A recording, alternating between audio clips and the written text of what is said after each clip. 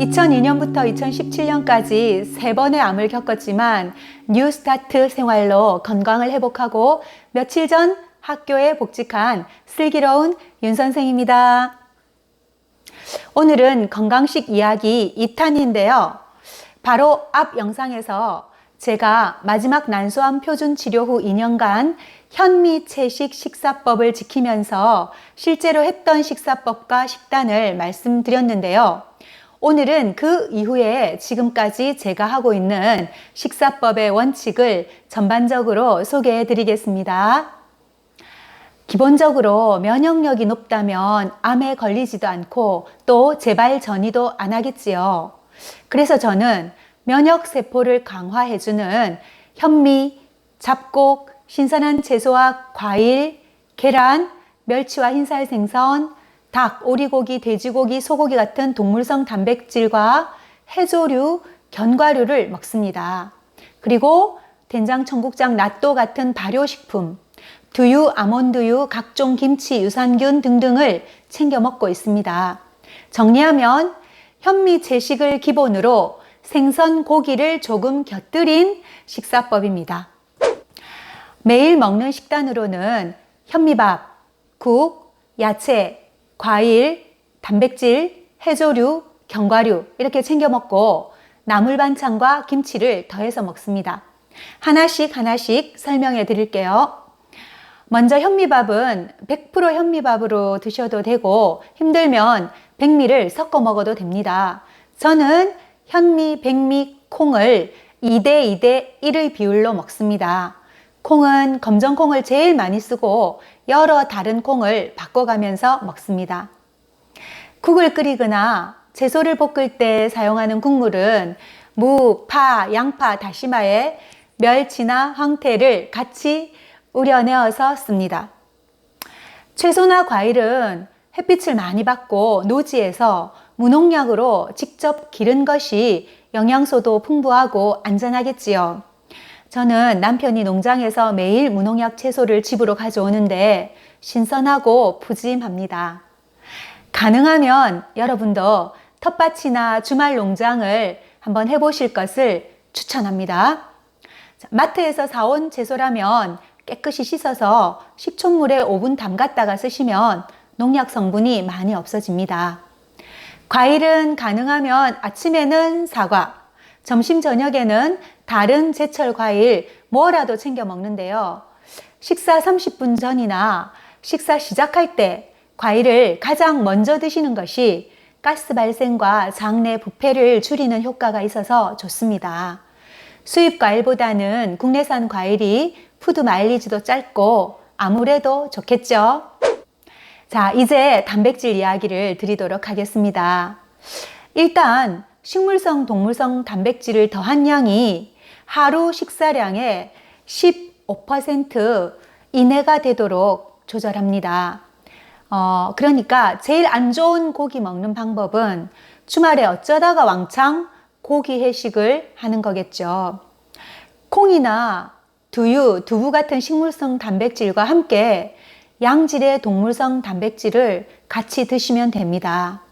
조기, 돔, 우럭 같은 흰살 생선이 좋은데요. 등푸른 생선이나 연어같이 지방이 많은 생선은 환경 호르몬이 지방에 축적되기 때문에 적게 먹는 편이 좋고 갯벌의 조개도 중금속 오염이 우려되어서 저는 안 먹습니다.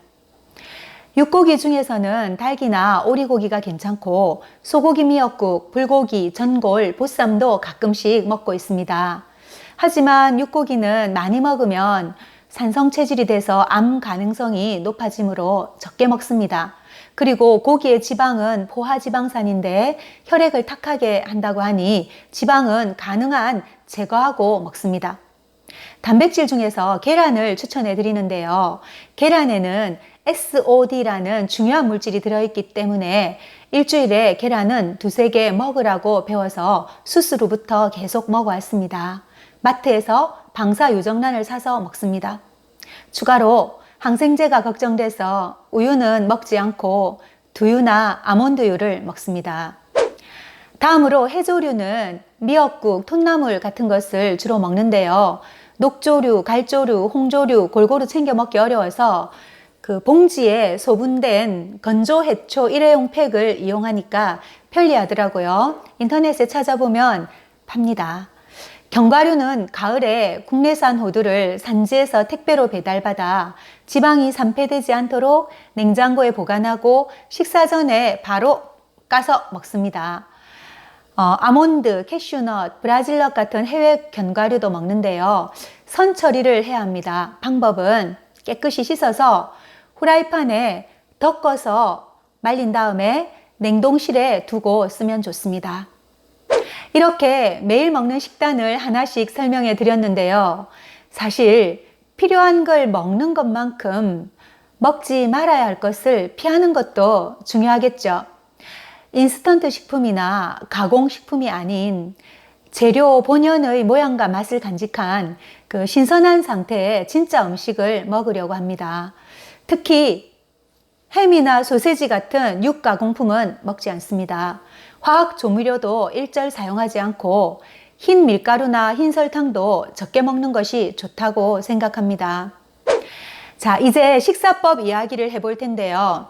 먼저 횟수나 간격은 연령이나 활동량, 업무의 성격, 체격이나 계절에 따라서 하루에 2번이나 3번 조절하시면 됩니다. 그리고 식사 시간은 5시간 이상의 간격을 두어야 소화가 충분히 끝나고 위나 간이 휴식을 할 수 있게 됩니다. 바로 이때 백혈구의 활동이 활발해져서 면역이 올라가고 치유가 이루어지는 시간이 확보가 된다 합니다. 따라서 간식도 하지 말아야 합니다. 같은 원리에 따라서 잠들기 3시간 전까지는 식사를 끝내는 것이 좋습니다.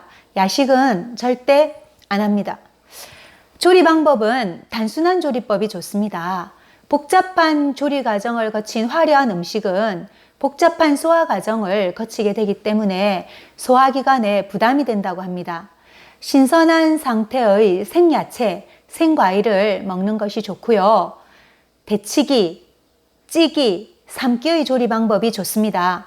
저는 채소 볶음 요리를 할 때 기름은 포도씨유를 쓰고요. 마지막에 들기름을 살짝 둘러서 풍미를 더하는 방법을 씁니다. 기름을 많이 먹는 튀김은 안 먹습니다. 기름 선택에 대한 이야기도 다음 영상에서 들려드리겠습니다. 자, 또 음식은 오래오래 씹어서 소화 효소가 입 안에서부터 충분히 나와야 장에서 흡수율이 높습니다. 장 내의 환경이 우리 몸 면역의 70%를 담당하기 때문에 이 장 내의 환경을 건강하게 해주는 식이섬유가 많은 신선한 현미와 채소 늘 챙겨 드시기 바랍니다. 하지만 녹즙은 매일 한 컵씩 계속 먹는 건 조심해야 합니다. 칼륨 과다로 체내의 미네랄 균형이 깨진다고 하니 녹즙을 드실 거라면 소량을 가끔씩 드시는 정도를 추천합니다. 저는 3번째 암 치료 이후 2년간 고기, 생선을 일절 먹지 않는 현미 채식을 했습니다. 그 이후부터 지금까지는 현미 채식을 기본으로 생선, 고기를 조금 곁들인 식사법의 원칙을 지키고 있습니다. 그랬더니 유방암, 난소암 계속 병원에 가고 있는데요. 양쪽 모든 검사 결과가 계속 꾸준히 좋아지고 있습니다.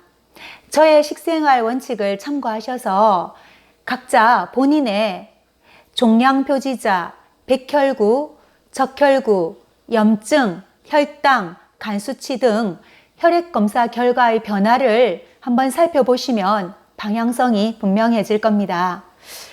저는 현미 채식을 기본으로 생선, 고기를 조금 곁들인 이런 식사가 면역력을 높이고 피를 깨끗하게 하는 식사임을 체험하고 있습니다. 게다가 암 한우뿐만 아니라 그분들의 가족들의 평생 건강에도 도움이 되는 내용이라고 생각해서 이 식단을 추천을 드립니다. 한 가지 말씀드리고 싶은 것은 우리 모두는 그때그때 자신의 현재 몸 상태에 맞는 방법을 선택할 줄 아는 지혜가 필요합니다. 또 너무 땡기는 음식이 있으면 못 먹어서 스트레스 받는 것보다 즐겁게 먹고, 때로는 가끔 불가피하게 외식을 해야 한다면 즐겁게 먹고 다시 건강식 잘 실천하면 되는 것이죠.